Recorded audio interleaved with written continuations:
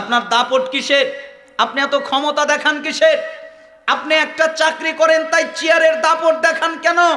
আপনি বস হয়েছেন, আপনার কর্মের দাপট দেখান কেন?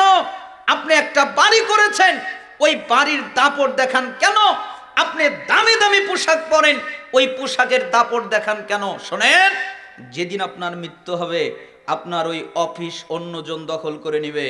যেদিন আপনার মৃত্যু হবে আপনার চেয়ারগুলা অন্যজনে দখল করে নেবে। যেদিন আপনার মৃত্যু হবে আপনার ঘর থেকে আপনাকে টেনে বের করবে।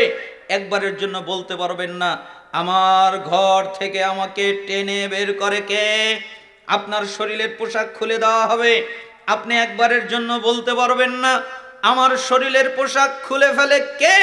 আপনাকে কাপড় দিয়ে ঢেকে গোসল দেওয়া হবে, আপনি একবারের জন্য বলতে পারবেন না পানিটা গরম হয়ে গেছে আর একটু ঠান্ডা হলে ভালো হতো, আপনাকে কাফনের কাপড় দিয়ে মুড়িয়ে দেওয়া হবে, আপনি একবারের জন্য বলতে পারবেন না আমার মুখের উপর থেকে কাপড়গুলো সরিয়ে দাও আমার শ্বাস নিতে কষ্ট হচ্ছে, একথা বলতে পারবেন না।